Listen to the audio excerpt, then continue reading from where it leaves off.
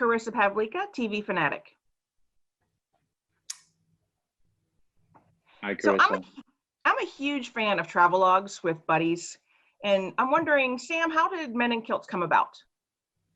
Yes, well, I think both of us had an idea to create a TV show about the Highlanders, about Scottish culture. I obviously had seen from Outlander the enthusiasm and interest in Scotland, and then Graham and I were chatting in Los Angeles over a cafe latte and a beer, and yeah, we realized that we both had a similar interest. And from there, you know, we decided, could we do a podcast? We wanted to create some IP around it. And then I quickly realized, you know, we had all the access to a great crew and great locations in Scotland, and why not do this for ourselves? So we shot over a number of weekends in Scotland. We shot a sort of pilot series or pilot episode, which thankfully Stars and Sony loved and picked up.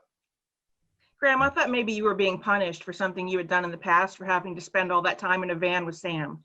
Yes, yes. Sometimes I did feel like obviously I'd done something in a past life that was putting me in this kind of hostage situation. But it was actually really a very, very, very enjoyable trip, and one that because it was unscripted, it was able to have a real spontaneity to it when we were actually out on the road. And so when we were encountering those guests, the audience are encountering them with us. So it's so there was apart from we knew their names, there was no prep. We would just arrive and we would start talking. And I loved that about making the show. I really did. And Sam, what's more exciting for you? Is it showing the fans Scotland, or is it going out there and learning something new that maybe you didn't even know about Scotland?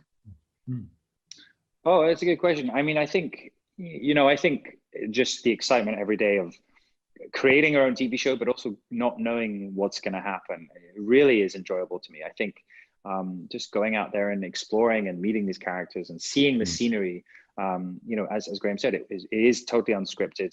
You know, we knew who we were going to meet and where we were going, but apart from that, we were kind of left to our own devices. And I think just that spontaneity and that creativity really was very rewarding for us. And hopefully, you know, people enjoy coming along on the ride with us as well.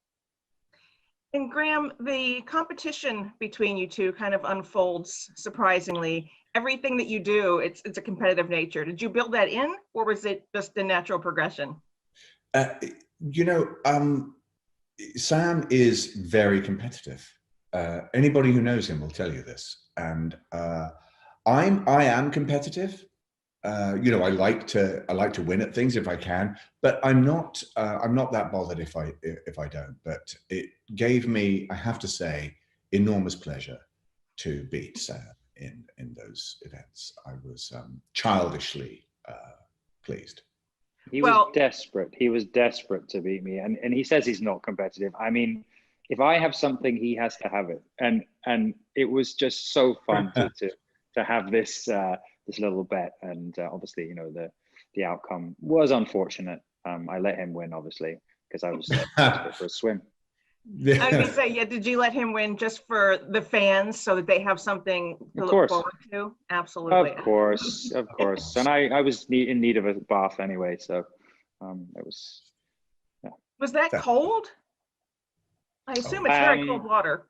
Very. I mean, you know, normally when people go in the North Sea, they're wearing a thick wetsuit.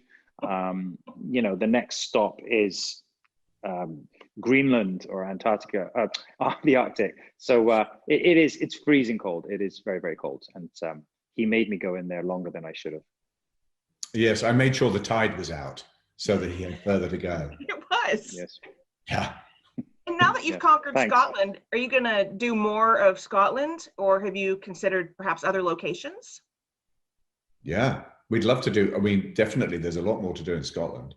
But the Scottish influence abroad, America, Canada, Australia, New Zealand, even Brazil, those are places that that have a huge Scottish presence and have their own stories to tell in relation to the Scottish experience. So yeah, we would love to do that. It just depends if we can cycle that far, really. You see, yes, on a tandem to Canada. No, it's a long way, isn't it? Yeah. It is a long way when the person on the back isn't pedaling. What about a pedalo? You know, those I'm boats that surprised you haven't pedal. suggested that before, actually.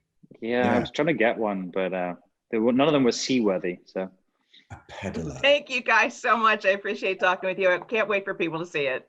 Thank you very much. Thanks so much, Krista. Bye-bye. Bye-bye. Bye-bye.